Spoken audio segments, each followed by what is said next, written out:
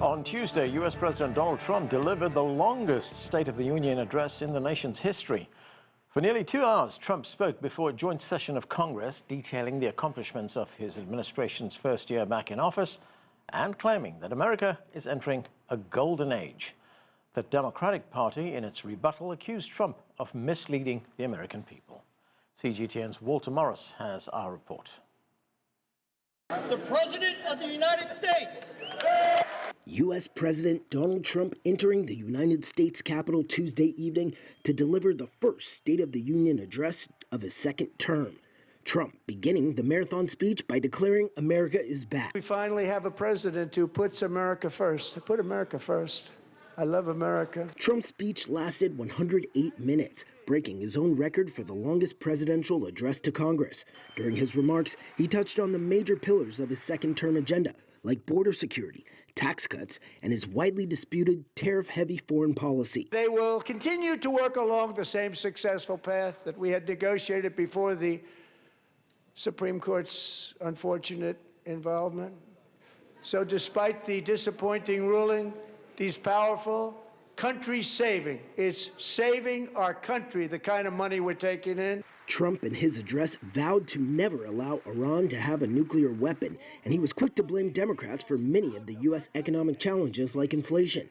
At one point, 2 congresswomen shouting from the House gallery during a very animated exchange over the controversial immigration crackdown. Many high-profile guests like the gold-winning U.S. men's Olympic hockey team were in the audience during the State of the Union, along with wounded service members and several victims of the late convicted sex offender Jeffrey Epstein. Texas Congressman Al Green removed from the chamber while holding a sign that read, "Black people aren't apes." I refuse to tolerate this level of hate that the president is in fact putting into policy. We must take a stand against this level of invidious discrimination. I wanted him to know and I wanted him to see it and hear it up close. But judging from the expression on his face, he got the message. He saw it.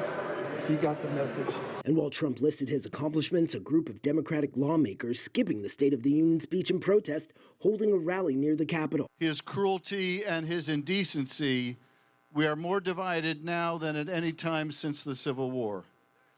Trump's promises have all been broken. Trump closed his speech saying America is entering a golden age. Moments later, Virginia Governor Abigail Spanberger delivered the Democrats' official response. He's enriching himself, his family, his friends. The scale of the corruption is unprecedented. There's the cover-up of the Epstein files, the crypto scams, cozying up to foreign princes for airplanes and billionaires for ballrooms, putting his name and face on buildings all over our nation's capital. This is not what our founders envisioned, not by a long shot. Walter Morris, CGTN, Washington. To discuss the speech and more, let's bring in our guests. Joining us from Maryland, Joel Rubin is a former Deputy Assistant Secretary of State for Legislative Affairs. Here in Washington, D.C., Frank Sesno is Professor of Media and Public Affairs at George Washington University. From North Carolina, we're joined by Mary C. Curtis, who is a columnist at Roll Call and host of the Equal Time podcast. And in Delaware, Brandon Brice is a conservative columnist and secretary of the Delaware Republican Party. Thank you, everyone, for being with us. Brandon, let me start with you. President Trump's State of the Union address focused largely on domestic issues, especially the economy, on things like immigration as well. He talked about his tax cuts. He talked about border security. It was, as I mentioned, the longest speech in the history of the State of the Union. What were your impressions? You know, it was interesting. It was a long speech, but I also thought the president, it was one of the most honest speeches where the same thing that I would hear in a barber shop, I heard last night. He talked about the economy. He talked about what he's done for immigration. He's talked about the fact that, you know, some of the Democrats' policies have been anti-American. The fact that he had to ask the Democratic Party, do you support the Americans? Do you put Americans first? Or are you putting illegal, undocumented people first? And the fact that there was silence tells you where they stand, Anand. And so I thought the president's speech was right on last night. And, you know, it was interesting because one of the things that one of the criticisms that I heard was when he talked about tariffs, that, the Supreme Court was supposed to feel a certain way. The president doesn't control what the Supreme Court does. And so I thought the speech was right on. It's Trump style, so we knew the speech was going to be long, but this was Trump's really speaking to the world to say, I'm with you, the other party is against you. Joel Rubin, what do you think? Was the president honest? Was he forthcoming with the American people? We should remember that his approval ratings have slipped, but he claimed credit for steering the country to what he called a golden age. He also blamed Democrats for everything that's going wrong. Yeah, Anna, forgive me for not noticing the golden age that he's talking about. I think it's up in his mind. Poll after poll demonstrates that the American people are feeling the strain of the affordability crisis. They're deeply concerned about the chaos in our streets and around the world the president is fostering.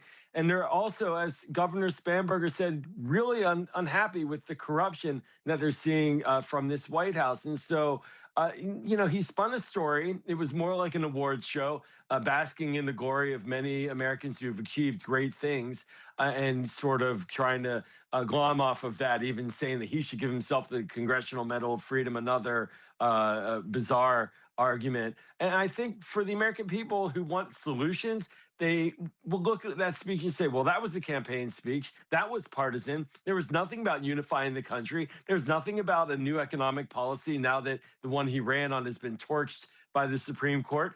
And that is not what a State of the Union should be. I'll close with this. The State of the Union should be about bringing the country together, about laying out a vision for how to make our lives better, not a bunch of gripes about the other political party. Frank Sesno, Trump has a flair for theatrics. He's big on the stage. He baited the Democrats in some instances. They did fall for it. He called them sick and unpatriotic. But did you get the impression that this was more of a campaign speech than a State of the Union speech? This was the Donald Trump show from start to finish. It was Donald Trump, the apprentice host. It was Donald Trump, the MC of the event. It was Donald Trump, the guy who says, I'm only constrained by my own morality. He owned the night, and he orchestrated accordingly.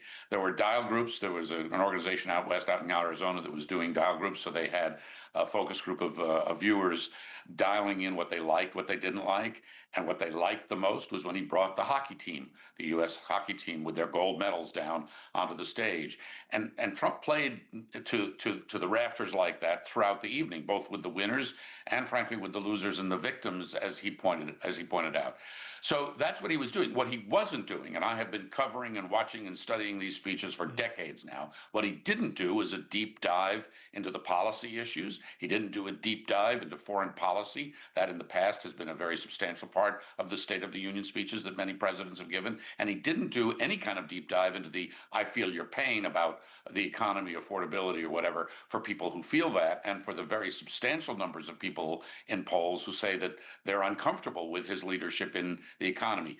Only 26% of independent voters now say they approve of the president's rating. He did not address any of that criticism. It was the Donald Trump show, bringing in the hockey team and playing to the, as I say, to the balcony, in many ways more than to the really tough issues that dog him. Frank, why do you think that the president steered clear of any kind of policy prescriptions? These are times when one would have expected a president to unveil new policies to make the case for his party. There's a midterm election coming up, a very important midterm election for him. And we could be on the precipice of a war as well. That may be what. Look, when I've pay attention and cover these speeches, it's what the president says as much as what the president doesn't say. What the president didn't say last night was anything substantive about Ukraine. He never mentioned Russia or Vladimir Putin's name. He did not talk about China. And when he came to Iran, where the U.S. has a massive buildup and is contemplating, by every report, potentially significant military action, there was no substantive discussion about why, what was at stake, why we're going back after having supposedly obliterated Iran's nuclear capacity over the summertime when there was the first array of attacks. And he didn't talk about human rights in a significant way in Iran or elsewhere. So I think this was Trump being Trump, pounding what he considers are his successes, playing to his base, and they responded, by what I've seen the day after, fundamentally positively. It was and the audience last night, this also we've seen from some of the ratings and results that are out, leaned, I think, 13 percentage points or so Republican. So he was talking to a more friendly crowd than a skeptical crowd. Mary, good to have you with us. This was, of course, vintage Trump. I mean, it was a spectacle in many ways, made for television. He played to his supporters. He attacked the Democrats. But, you know, it was a speech, it seemed to be much more about theater than about substance. In fact, there was a comment from one Republican representative, Don Bacon from Nebraska, who said that he hoped that it would have been more unifying. It wasn't. What is your view? Of course it wasn't. It was Donald Trump. It was vintage Trump. It was leaning heavy on reality show entertainment. He brought the hockey team on. He had the older veteran, but it also was light on policy that people are worried about. You know, Governor Spanberger, Abigail Spanberger, her speech was 12 minutes, but it just asked the questions: do Americans feel safer? Do they feel that Donald Trump is working on the Americans' behalf?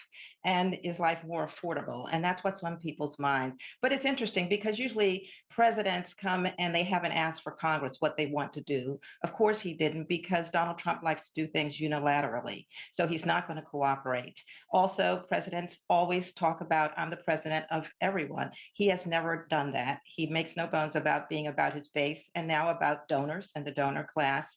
He talked about victims of crime, but he didn't talk about the survivors of Jeffrey Epstein, who were right there. He was very fact challenged. Even the one that I knew about Charlotte, when he talked about someone coming in from open borders, when the unfortunate murder of Irina Zaruska, actually, it was a citizen, someone who was very suffering from mental illness. And now they have new laws. If only they would give the resources for more judges and more counseling. And of course, he hit very hard on the voting issue, and that's looking to the midterms, talking about the SAVE Act, laying the groundwork that the only way we can lose is if Democrats cheat. And we can see everything that's been going on with the seizure of the Georgia ballots, with the threats to have armed ICE folks around voting places, with federal government trying to get all the data and take over. And earlier in the day, I had a press conference with some members of the Congressional Black Caucus, Congressman James Clyburn of South Carolina, Congresswoman Sidney Kamlager-Dove of California, and they talked about that particular piece of it a lot. You know, how now this is being set up. It is nothing new. But we see this looking toward the midterms. And so it was vintage Donald Trump, not much substance, not a lot of policy, not any sign that he was going to work with Democrats who, let's face it, represent a lot of the American people, and not many words about what's going to happen in Iran.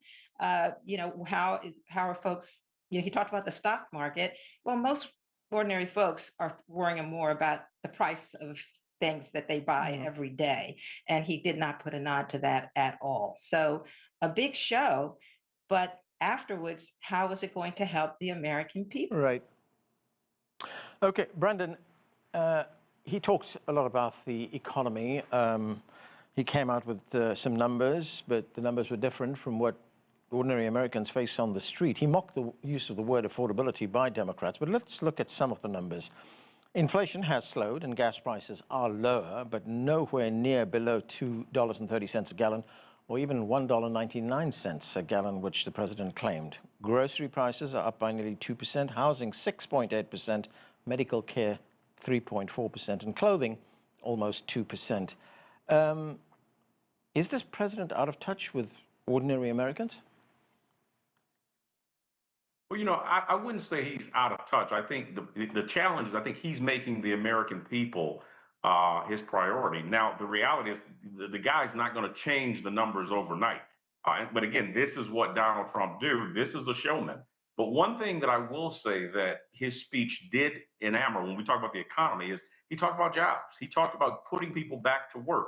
He talked about prioritizing Americans over illegal and undocumented workers. And let me also say from your last guest, you know, the interesting thing is the president was very clear last night on who he was representing.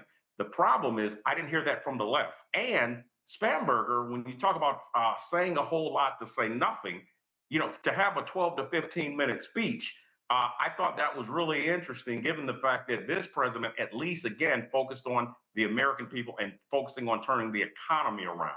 And so one of the challenges that I think where the disconnect is are the left, is the Democratic Party putting the American people's issues and needs first? And we didn't hear that last night. And matter of fact, some of the faction refused to stand for it. And so to me, Anand, when you talk about tariffs and all these other issues and the economy, that's concerning when you have a faction of the Democratic Party that is there to represent the people, but their policies don't reflect that. Okay, Mary, what is your response to that? Well, my response is that when you look even at the immigration numbers, nobody really wants violent criminals coming in and committing crimes against the American people. That is not anybody's agenda. I think what people feel, and it's even folks who support Donald Trump on immigration, the way this has been carried out. We have 2 U.S. citizens dead, well, 3, I guess, in Minnesota. You have folks breaking through doors without warrants, these kinds of things. I remember I've been covering this for a long time, and there used to be a fear that a Democratic president, Barack Obama, when I went to Tea Party conferences, he would be sending helicopters and breaking into doors and grabbing up U.S. citizens, and they had this "Don't Tread on Me" signs. Well, now actually these things are happening under a Republican president and a Republican administration. And I think even Donald Trump's supporters on immigration, many have been really probably, they're very skeptical about this, even having masked agents and federal agents who don't have the rules and regulations that ordinary police do every day. And they don't want to have anyone's rights, even immigrants deserve due process. That's the Constitution. And there's a lot of things in the Constitution that it seems that they're ignoring. Even federal judges appointed by Republican presidents, including Donald Trump, have complained that they are ignoring judicial orders. Okay, Joel Rubin, I want to get back to that part of the speech that Brandon Brice talked about twice so far, when Trump tried to box Democrats into a corner, when he asked the assembled lawmakers there to stand if they believed that the job of a government is to ensure the safety of Americans. Well, of course, the Democrats did not stand, and then, in a way, they took the bait, because he then unloaded on them and called that particular incident, that episode, shameful. But how can Democrats respond to something like this?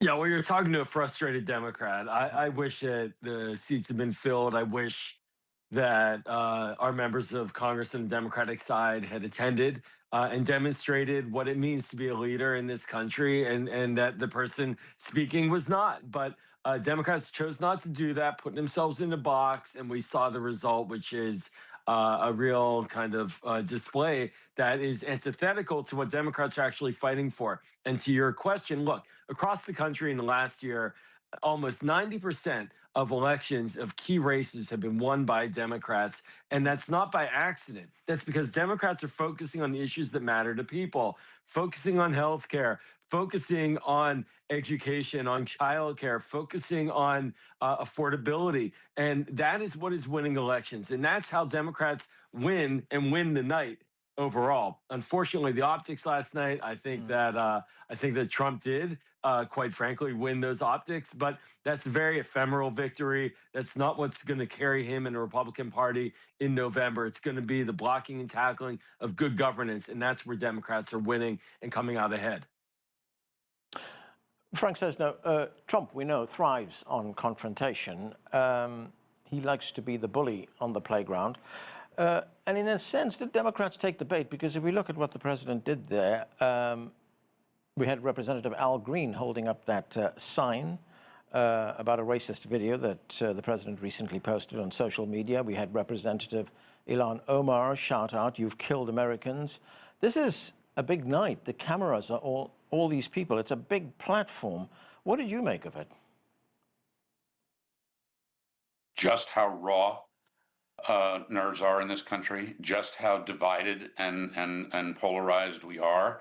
What the president didn't talk about last night was the ICE crackdown in the state of Minnesota and the city of Minneapolis, where 2 Americans were shot dead as part of that. He didn't talk about people barging into doors and into homes. And he didn't talk. He tried to put a very positive gloss on the economy. But look, I've looked up here while we've been talking some of the stats. The stat is that job growth in 2025 last year was the weakest year for job growth since the pandemic. Some of the headlines: hiring slows in December. This is last December, weakest job growth since the pandemic. A grim picture of 2025. People are living that. A new car in America now costs an average of $50,000. People are living that. There were more layoffs, 1.2 million workers last year, 58% increase from 2024. People are living that.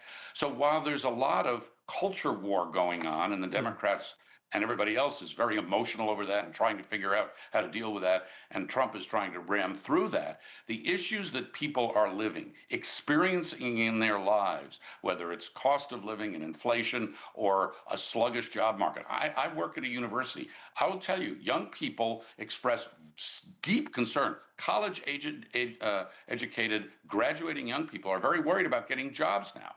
And so we're at this very fraught moment, and that, along with the emotion, is what we saw playing out last night. Brandon, Brice, 2025, the weakest year for job growth. And to Joel Rubin's point that, look, it's great when you make these speeches and you play to the cameras, the optics look very good, but the reality is that Democrats have been winning elections, haven't they?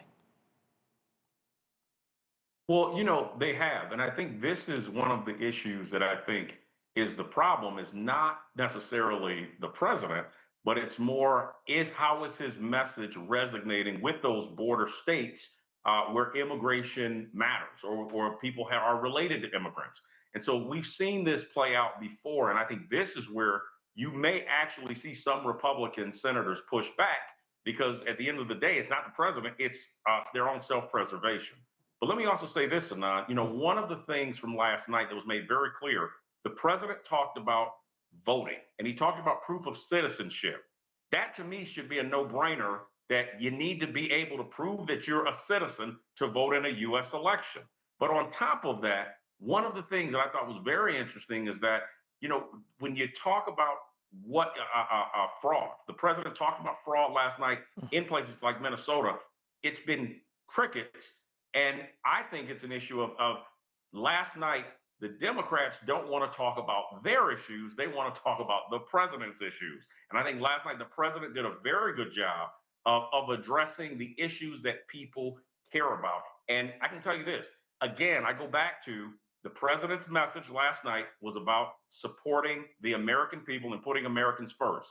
That did not resonate with the left. And in my opinion, regardless of what you saw in Virginia and New Jersey, that should concern every American, and every American that watched that speech last night saw the same thing that we saw, is there's a faction of this country in Congress that is not putting the issues of the American people first, and we saw it last night.